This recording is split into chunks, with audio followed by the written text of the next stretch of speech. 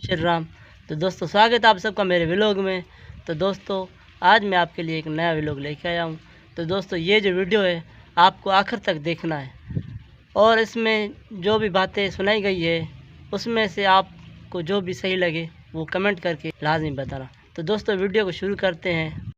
साथियों, हिंदू या तो बहुत भोले हैं या तो बहुत भावुक हैं, क्योंकि हजारों वर्षों की प्रामाणिक परंपराएं हैं हमारे पास ईश्वर और देवी देवताओं के पूजा की। लेकिन आज भी हर 10-12 साल में आप देखेंगे कोई नया भगवान हमारी सोसाइटी में पैदा हो जाता है। फिर इस भगवान के लिए एक दिन चुना जाएगा, एक वार चुना जाएगा, उस पर व्रत रखा जाएगा और उसके लिए त्योहार मनाए जाएंगे। अब सनातन धर्म में आप भक्ति किसी की भी कर सकते हैं, पत्थर भी पूजनीय है, लेकिन इसका मतलब ये नहीं है कि आप किसी क्रिमिनल को ही भगवान बना बैठे। यही नहीं, अभी और सुनिए।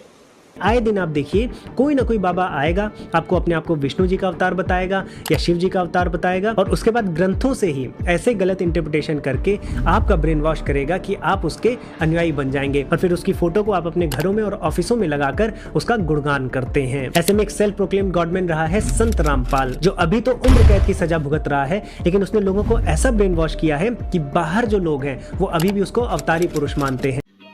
समझ रहे हो आप? समझ रहे हो ना? और उसने वेदों और भगवत गीता से ऐसे इंटरप्रिटेशन करके इतनी ढेर सारी पुस्तकें निकाली हैं कि अभी जेल में रहने के बावजूद भी उसके अनुयायी बाहर सोशल मीडिया पर झूठ फैलाने का एक गिरोह चलाते हैं। साथियों, आप सभी का हाइपर क्वेस्ट के एपिसोड नंबर 125 में स्वागत है। आज हम बात करेंगे रामपाल सिंह जटैन की, जो कि अपने आप को एक अवतारी पुरुष मानता है, परब्रह्म को वो कबीर दास मानता है और इस पंथ का वो अपने आप को लेटेस्ट अवतार बताता है। कभी कभी लगता है कि आप उन्हीं भगवान हैं। अब ये सुनने में हास्यास्पद लगता है, लेकिन दुख तब होता है जब मेरे ही मित्रों में कई मित्र ऐसे हैं जो इस बात को सच मानते हैं। सामने पता है कि वो क्रिमिनल है, वो सजा भुगत रहा है, तब भी मेरे जानने पहचानने वाले लोगों में ऐसे हैं जो उसकी बातों को सच मानते हैं। अब ये सुनकर मुझे हैरानी भी होती है, लेकिन दुख भी होता है। इसीलिए मैंने ये वीडियो की है। ये वीडियो आवश्यक है क्योंकि आपको जब सच्चाई पता चलेगी तो आप सजग रहेंगे। यही नहीं, अभी और सुनिए। अब साथियों, इससे पहले कि हम संत रामपाल की जितनी भी मनगढ़ंत इंटरप्रिटेशंस हैं, जो उनकी किताबें हैं, पुस्तकें हैं, इसका पर्दाफाश करें, उससे पहले इस महापुरुष के इतिहास को जान लेते हैं। संत रामपाल का असली नाम है रामपाल सिंह जटैन, जो कि 8 सितंबर 1951 में पंजाब के एक धनाना गांव में पैदा हुआ था और ये जगह आज हरियाणा के सोनीपत में है। अब इसको भी किसी तरह से गॉडली बताना है, क्योंकि उनका जन्म हुआ है और किसी अवतारी पुरुष का जन्म हो और कोई चमत्कार ना हो तो ऐसा हो नहीं सकता। उठा ले रे देवा, उठा ले रे बाबा।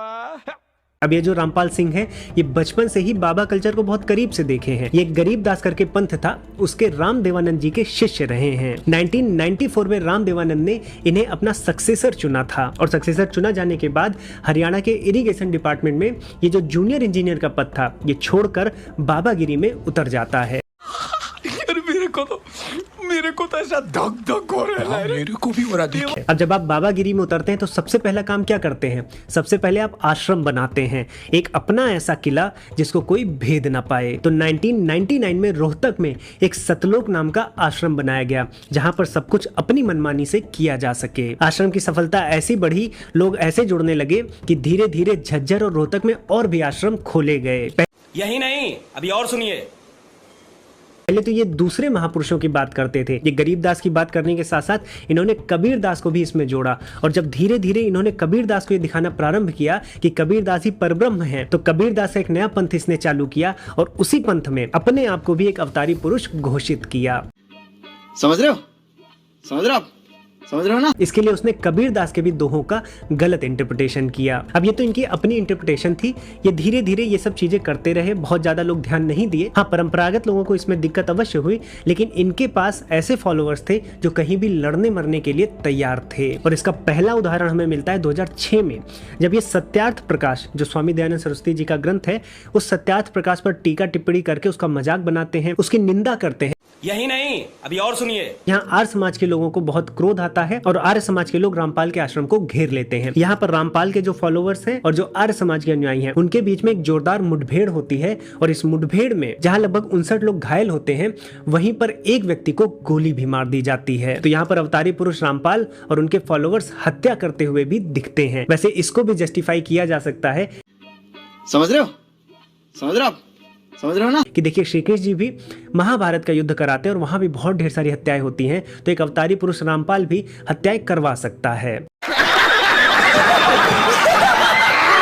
लेकिन यहाँ पर रामपाल इतने बड़े अवतारी पुरुष अभी नहीं बने हैं कि वो कॉन्स्टिट्यूशन को भी नांग जाएं। इस इंसिडेंट के बाद रामपाल 21 महीने तक जेल में रहता है। 2008 में उसको बेल मिलती है। उसका जो करौठा में आश्रम था उसको खाली करना पड़ता है और 2009 में कोर्ट के ऑर्डर पर उसको अपना आश्रम वापस मिल जाता है। और यहाँ से रामपाल को एक नया नैरेटिव मिलता है कि रामपाल न केवल समाज सुधार कर रहा है बल्कि रामपाल को सरकार से भी लड़ना पड़ रहा है, यानी कि वो सच में एक अवतारी पुरुष है। कभी कभी लगता है कि आप उन्हीं भगवान है।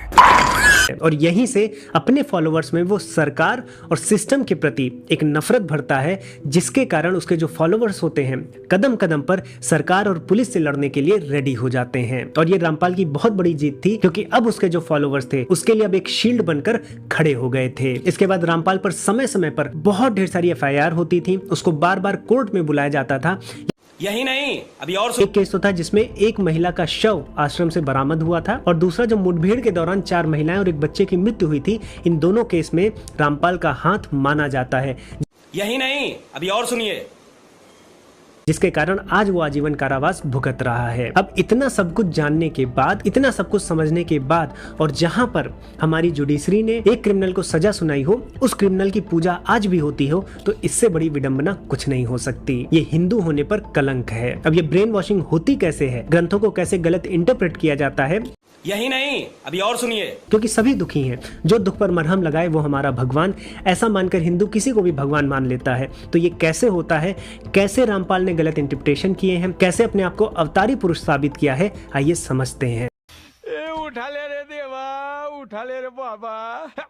साथियों, रामपाल के जो क्लेम्स हैं वो बहुत खतरनाक हैं। वो ये बताते हैं कि जो हिंदू ग्रंथों में परब्रह्म की कल्पना की गई है, जिसे परब्रह्म कहा गया है, वो कोई और नहीं कबीर दास जी हैं। और जो कबीर के अलावा किसी और की पूजा करता है, वो शास्त्रीय विधियों के विरुद्ध जाकर गलत देवी देवताओं की पूजा कर रहा है। तो उनके क्लेम के अनुसार जो कबीर है वो परमेश्वर है, जो सत्य लोक में रहते हैं और उसी सत्य लोक से चलकर वो धरती पर प्रकट हुए। यानी कबीर उनके हिसाब से परमेश्वर है। कभी कभी लगता है कि आप उन्हीं भगवान है।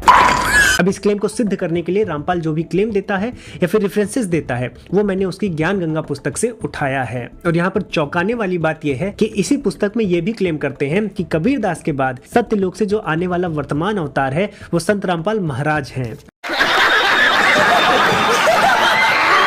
इसके साथ साथ अपने अवतार को सिद्ध करने के लिए इन्होंने एक पुस्तक भी लिखी है, धरती पर अवतार, जिसमें अपने आप से अवतारवाद को इन्होंने सही साबित किया है और खुद को अवतार बताया है।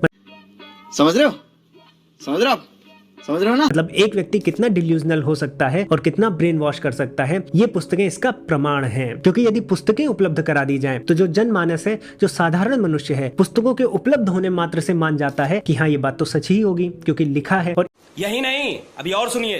अब साथियों, यदि आपको हिंदू सनातन धर्म का थोड़ा भी ज्ञान है, तो ओम को अक्षर कहा जाता है। ओम महाबीज मंत्र है। ओम को क्षर नहीं कह सकते। ओम का कभी क्षरण नहीं होता। ओम अक्षर है जिसका क्षरण ना हो सके, और ओम संपूर्ण ब्रह्म का द्योतक है। यदि समझ रहे हो, समझ रहे हो आप, समझ रहे हो ना। आप प्रश्न उपनिषद में जाएंगे तो ओम को बताया गया है। प्रश्न उपनिषद के 5वें प्रश्न के प्रथम मंत्र में जाएंगे तो ओम को ब्रह्म और परब्रह्म दोनों बोला गया है। ओम से कुछ भी अछूता नहीं है। यदि आप एक बार ओम बोल देते हैं तो आप जितनी भी चीजें हैं, चाहे वो जड़ हो, चेतन हो, ईश्वर हो, परब्रह्म हो, ब्रह्म हो, सब कुछ ओम में है। ओम का क्षरण नहीं हो सकता।